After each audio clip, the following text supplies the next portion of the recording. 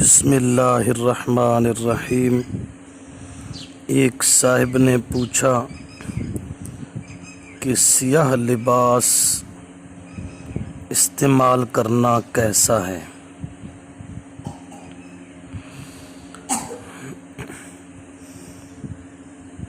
تو اس میں تمام طبقوں کی معتبر کتابوں میں لکھا ہے کہ کالا لباس جہنمیوں کا لباس ہے۔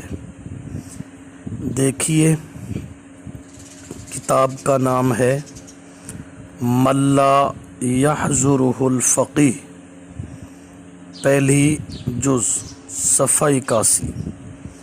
قال امیر المؤمنین فیما علم اصحابہ، حضرت علی رضی اللہ تعالی عنہ نے فیما علم اصحابہ، اپنے ساتھیوں کو تعلیم دیتے ہوئے فرمایا، لا تلبسوا السواد، کہ کالے کپڑے مت پہننا، فإنہ لباس فرعون، کیونکہ یہ فرعون کا لباس ہے۔ کانا رسول اللہ صلی اللہ علیہ وسلم یکرہ لباس السواد، رسول اللہ صلی اللہ علیہ وسلم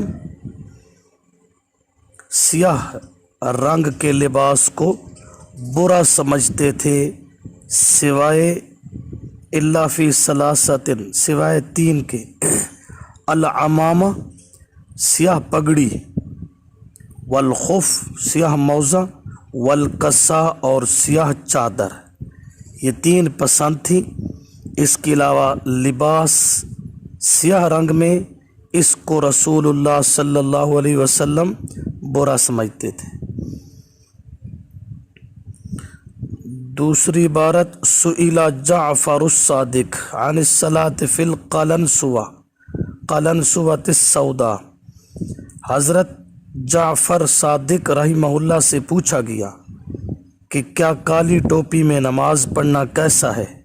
فقال، تو فرمایا، لا تصلی فیہا، اس میں نماز نہ پڑھی جائے، فإنہا لباس اہل النار، اس لیے کہ یہ جہنمیوں کا لباس ہے۔ بحوالہ بدعات محرم۔ اسی طرح سورۃ الممتحنہ آیت نمبر 12 میں وَلَا يَعْصِينَكَ فِي مَعْرُوفٍ،